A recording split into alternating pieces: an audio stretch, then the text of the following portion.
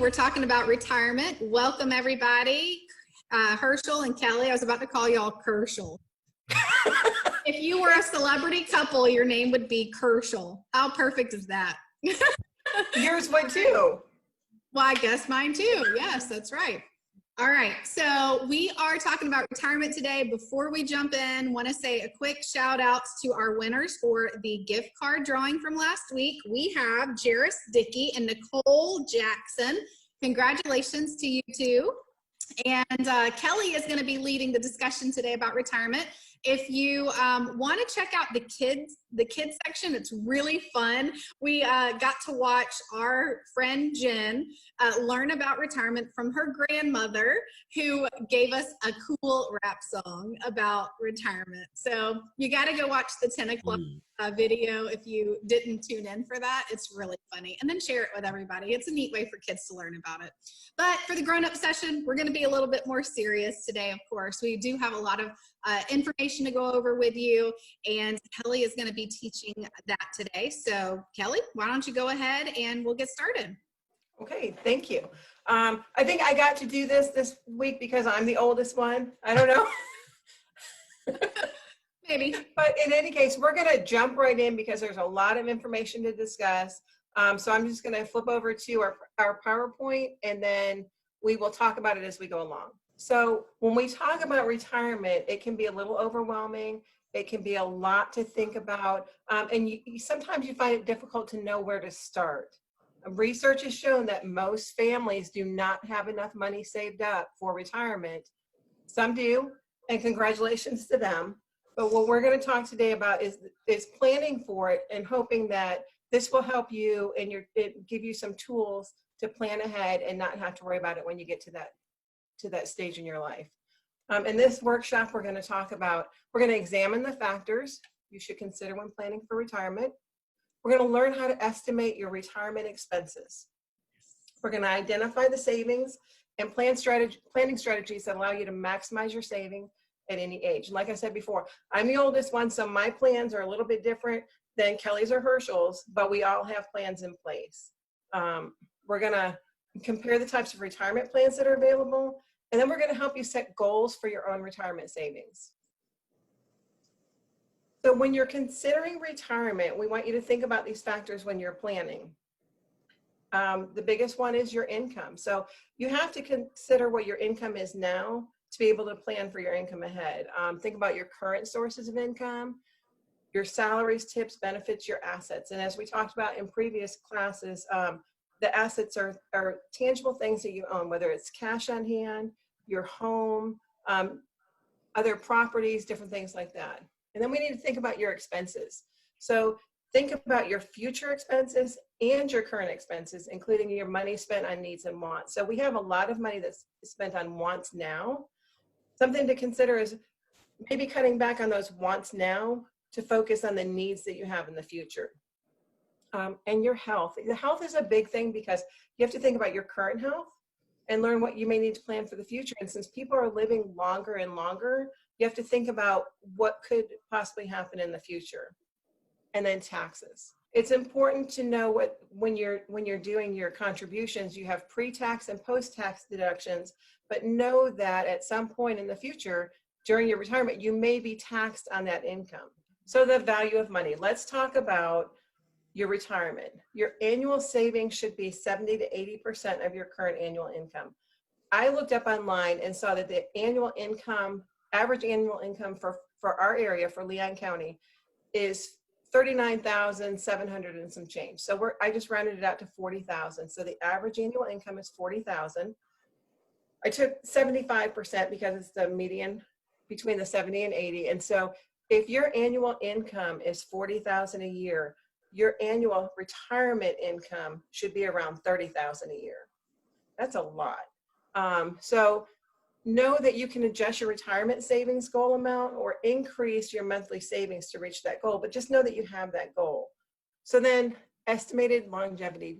At what age do you expect to retire? I would love to retire in a couple years, but yeah, I'd love to retire now. No, just kidding. I love my job. The average age to retire is around 65. So if we make that our goal, And then we estimate our monthly expenses. So your monthly expenses should be around 75% of what your monthly expenses are now. So to calculate estimated total cost of retirement, what we need to do is we need to take the longevity, and I calculated it a couple ways. It says that the average age somebody's living to now is 85, but we all know that that changes and people live longer. So I calculated it at 95, which seems like a long way off, but basically, so you're going to need to save for 30 years of retirement. So if you retire at 65, you're expected to live till 95. You've got 30 years, which is 360 months. So I calculated an estimated monthly expense of $2,500. So the amount needed to retire in the perfect world, making the $40,000 a year that you make now, the amount needed for retirement is $900,000. Wow. That's a Wow. lot. Thank you. Thank you for sharing that, Kelly. That was eye-opening even for me. But even to still consider the health situations that may occur with this long-term living, right? Outside of that 65-year-old now living up to 95. So we got to considerably think about the health piece, that factor, co-pays, prescriptions, potentially even utilizing some type of external remote services for making those doctor's appointments or going to the grocery store. So expenses don't stop. They only continue to evolve. So thank you for sharing that. That number may seem out of the ballpark for most, but think about your everyday living that you're presented with whenever you say that number. So thank you for that. I think the other thing too is, considering the things that you want to do that you weren't doing before. Like for me, I want to travel the world. That comes at a hefty cost. So, pair that, Herschel, with what you're talking about with just your normal expenses. Now, hopefully you don't have a mortgage to pay for. But you like to dote on your grandkids and, buy your family things. So like you have to kind of think about this stuff. Kelly's laughing because she's like, yep, half my paycheck for my grandkids and I only have 2. But like, seriously, I mean, it's true. It's very eye-opening when you think about, this is just based on how you'll spend your money based on your current salary. I mean, what if your hobbies are also going to change? There's a cost for that. And there's also the consideration, what if something happens with your health and you have to go into a facility? Yeah. I know we're dealing with this with my father-in-law, and luckily he was very wise with his money, but nursing facilities, extended care facilities, memory care facilities, those are very expensive things. So you need to try and plan for them. Even if you're in perfect health now, you just never know what is going to be handed to you. So the value of time.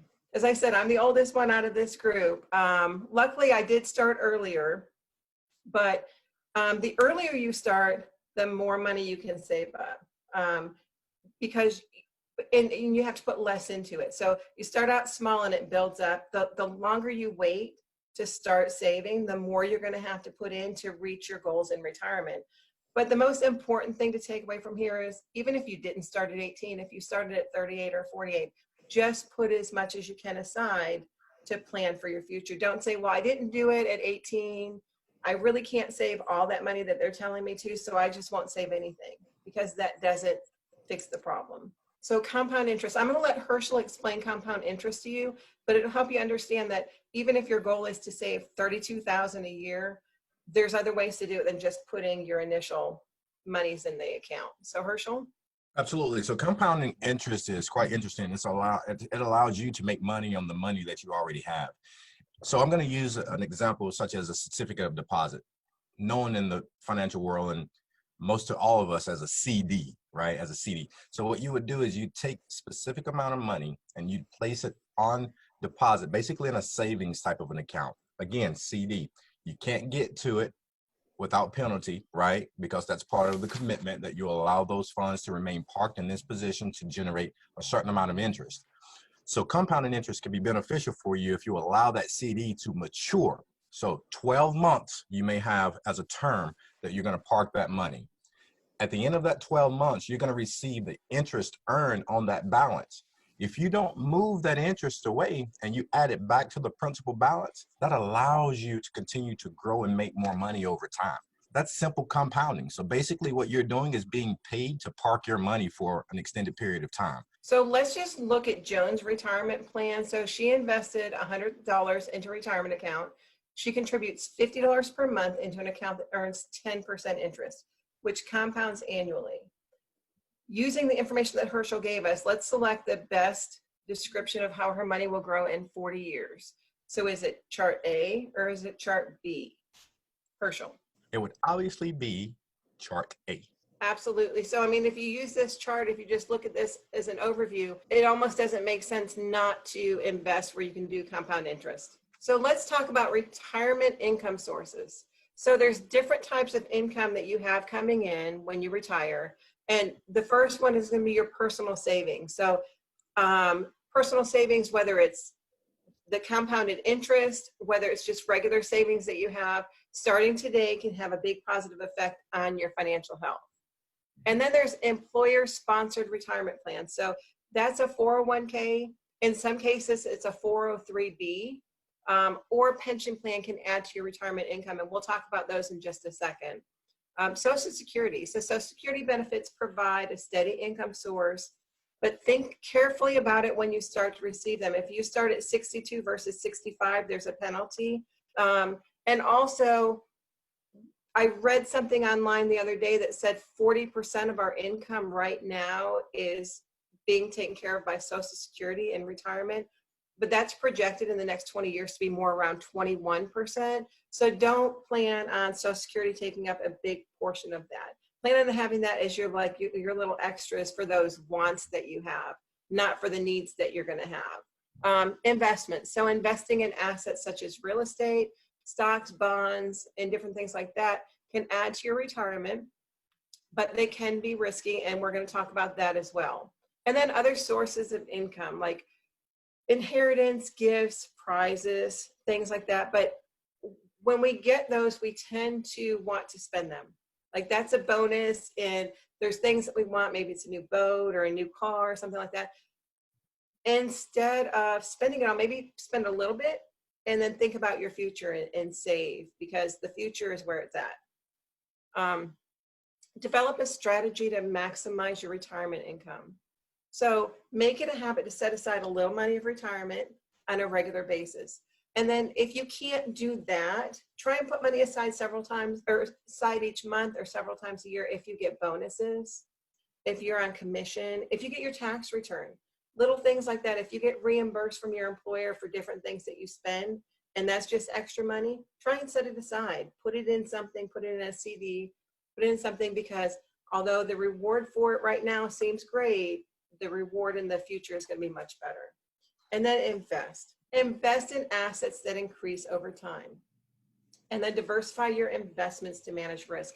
So diversify.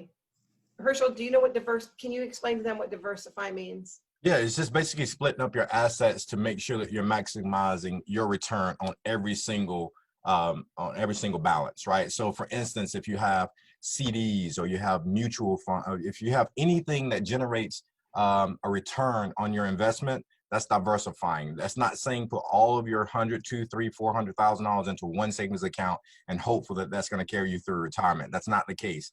You have to try different things to make sure that you're actually making the income that you're hoping for. And one single investment is not going to give you that opportunity. Speak with a financial consultant soon so that they can help you figure out what's best for you in your future. So basically, don't put all your eggs in one basket. There you go. A little here, a little here. Yeah. So there's different types of plans. Kelly's going to talk to us a little bit about the 401k, but just know that the 403b is pretty close to the same employer-based plan, but it's for churches, schools, nonprofit agencies. It's a different plan, but it's basically the same plan. So Kelly, can you tell us a little bit about 401ks? Yeah, so 401k, and I think one of the easiest ways to explain it is we had a handout for the kids, and while we don't want to like dumb it down for you guys, but some people are like really overwhelmed with all the different retirement plan talk. So there really are three main types of retirement plans. The most obvious one to us is the 401k plan, because it's It's an easy plan that usually is tied with the phrase free money or the term free money. Now, 401k means it's employer-based. So it means that your employer offers the program, you contribute money to it. Sometimes, usually, most times, there is a match. So, excuse me. So your employer may say, we're going to match up to a certain percent of what you give. So for example, 3% might be a match, or 6% might be a match, or 10% might be a match. If there's a 10% match, tell me who they are and I'm going to go. Yeah.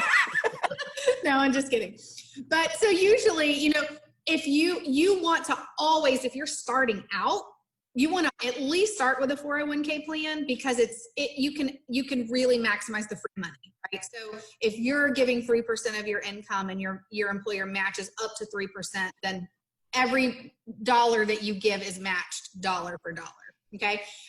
Doesn't mean that you shouldn't still give above the match, right? Because again, that money is reinvested, and then you're earning compounding interest on those as well. And then, if it's okay, I'll jump to the IRAs, Kelly. IRAs also can confuse people, but IRAs are typically going to be available through financial institutions. So you're not going to go find an IRA option through your employer. You might through the same company that helps supply or fund a 401k plan for your organization, but you're usually going to open up an IRA through a financial institution. Basically, with IRAs, you can contribute up to $6,000 a year on traditional and Roth IRAs. The difference is if you're pre-taxed or post-taxed, okay? And then all of these, I believe, are up to age 65. So if you withdraw before the age 65, you have some pretty hefty penalties. So this is where we were talking about, don't keep all your eggs in one basket. It might not be a bad idea to have a 401k plan so that you can maximize on those investments from your employer through a match program, but also have either a traditional or a Roth IRA. A Roth IRA is probably the next most common suggested starting point for someone who doesn't have a 401k yet established, or who only has a 401k plan with their employer. So you can actually Google the differences between and learn what they are, but really the main difference is how they're taxed, pre-taxed or post-tax. And a lot of people are like, how do I pick one? And that's where you take Herschel's advice and you go talk to a financial advisor who knows their business, who can take a lot of factors into consideration, especially, you know, your age. Your age will play a role in which one is best for you, what stage of life you're in. Thank you, Kelly. I know for my husband and I, we have our 401ks, we have a traditional IRA, and we have some Roth IRAs. It's a little bit of everything, and it's just like you said, not keeping all your eggs in one basket, diversifying to make sure that if something happens, you're not totally dependent on that one investment that you have. Mm-hmm. So let's talk about investments. There's different types of investments. There's stocks, there's bonds, and there's mutual funds. So stocks are purchasing or buying a share of a publicly traded company. So it gives you a percentage of that company. Bonds are government agencies. Usually they're corporations and government agencies, and you can earn a fixed rate of income for a specific period of time. And then mutual funds are throwing your money into a pool with a bunch of other people to invest in a combination of funds. And it's usually something, it's a pre-planned group of investments, and you just put your money in and they invest it for you. Kelly, really quick, just be careful with that one, because the risk associated with mutual funds can sometimes be construed by whoever it is that's managing that investment portfolio. So I recommend that if you're a little bit more conscious about the risk factor, you're probably better off looking at some of those IRAs like Kelly mentioned. Those are very powerful retirement options. The lottery station, you scratching tickets, that's not part of your retirement plan, okay? So let's make sure we're effectively using the resources that our financial institutions share with us, because once you go outside to an external entity and start looking at mutual funds and investment opportunities, the risk goes up.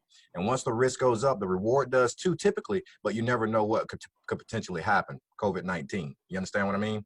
Absolutely. I appreciate you sharing that, because that is an absolute fact right now. And anybody that's opened up their investment portfolios and panics just a little bit right now, I mean, it's a real thing. And that's why if you're diversifying, you've got some in lower risk and some in higher risk, it's still going to hurt. Anytime you lose, you look at something and you see a loss, it still hurts here, but it won't hurt as bad if you've made those conscious decisions and spoken with somebody that knows how to do your investing for you. So thank you. So speaking of the risks, risk management. So as you get older, and I'm not that old yet. I am the oldest one in the group, but I'm not that old. But I am in my 50s. So it's something that I need to start looking at within the next 4 or 5 years of making sure that my investments are in lower risk. The lower the risk, the lower the reward, and the higher the risk, the higher your reward. But it's also the higher of a chance of losing. And when you're younger and you lose, it hurts, but it's not catastrophic. It's not going to affect, hopefully not going to affect how you spend your retirement years. If you're in high risk when you're 60, 65, and you lose half of your retirement savings, it's catastrophic. So, you know, like Herschel and Kelly both said, make sure to speak to a financial planner that you trust. Make sure that you're diversified, and make sure that as you age, you don't put the money somewhere and then forget about it. You make conscious decisions on how to handle that money, and as the years go through, make changes that you might need to. You know, talk to people, talk to family members, talk to people that are financial planners, and just pay attention, because that's your money. So we plan for all these things, but we have to actually do it. So it's easy to say, this is what I'm going to do. I'm going to do this, this, and this. But we have to figure out a way to make it happen, to implement those changes and make it happen. Set goals for yourself. I think that's a very good thing. So we say all these things, but until we actually set goals and develop strategies to implement and maintain the plan, we really can't get it done. So set goals for what you want to save. You know, calculate how much money you need for your retirement. And it can be scary. It's a scary number. When I looked at it, I was like, oh my goodness. But chunk away at it. Set goals, develop a strategy to get some money, to move money to where it needs to go. Reflect on what that goal looks like to you. Reflect on your future. So if you want your future to be one way, you want to, like Kelly wants to go and travel. So she needs to think about that. You know, it needs to be on the forefront. Like, when I retire, I'm going to go here, I'm going to go here, I'm going to go here. Don't make that goal and then just try and figure out how it's going to happen.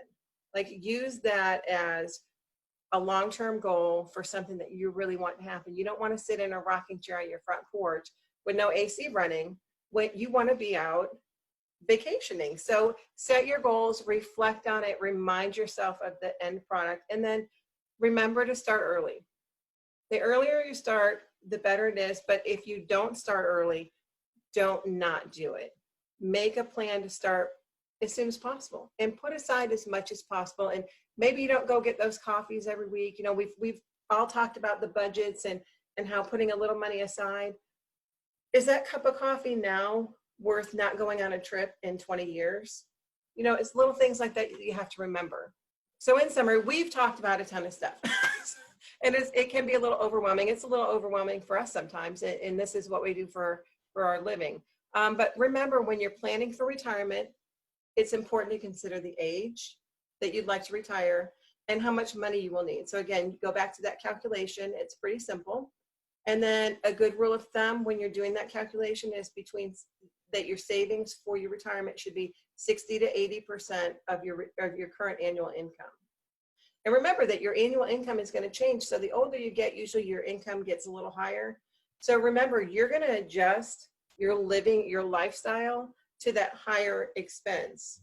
I know we don't live like we did 20 years ago. So conversely, when we retire, we don't want to jump back down to how it was when we were in college. We want to maintain our current lifestyle or something close to it, whatever we've decided on. So plan accordingly, and then make sure you save money and you invest money. So you want some cash in your bank or in the CD, or and then you want money that you're investing that you know that you have that risk, whether it's a low risk or a high risk, but it's going to make you more money. And then the earlier you begin to save for retirement, the better. If you do the compound interest, it's easier to meet your retirement goals, and you don't have to put as much money away. So talk to a financial planner, talk to family members, start saving now. So Kelly and Herschel, do you guys have anything to add to that? I know we just went over a whole lot of stuff and gave a whole lot of information, but can you guys add anything more to it? Yeah, I was taking some notes while you were talking. It made me think about, I guess I have some advice, I guess. And I think this is more personal advice. It's not necessarily professional advice. So. No, we love it. We love it when you speak from experience because it's from the heart. You can't make this stuff up. Go, Kelly. Life experience. So one thing that I learned last year that I did not know I had control over was, even with our 401k through our employer, you can still have some decision-making power on how those funds are invested. So I took my 401k statement to my financial advisor, and he looked through all of the investments that the 401k program, who again is through my employer, had set up. And so there's like certain percentages. So remember how we talked about stocks and bonds and all of that, mutual funds? There's a certain percentage for each of those. And it's just like across the board, all employees all of our elections are the same. And he said, find out what stocks are included in this section, and what is the return on these bonds, and what percentage are you in there? So I was able to find that out, and then I was able to find out which stocks I could choose from. And he told me, go back and put X% in these stocks, and then lower your percentage on these to this. And I tell you guys, by 2 quarters, my retirement investments increased 100%. I doubled. Wow. Doubled my money. Now, So of course, things are very different right now after COVID. Right. But I'm not Kelly, going to panic and pull everything. I'm going to leave it there. Wow. Had no idea that even as an employee through a 401k plan that I could control that. So that's my first advice. Go Wow. out if you can choose what your new elections are. I have a feeling these guys are going to be texting me later going. And then along the same side as that, I guess technically I have 3 things of advice, but I think it's also really cool to take advantage of the calculators. So I know our 401k provider provides a really cool website where we can go and monitor, like our portfolios and all of that. And it'll tell you based on your age and when you want to retire and your salary, it'll say if you're contributing enough or not. So it'll say if you're on target or not. And so it helps you know like how much to contribute.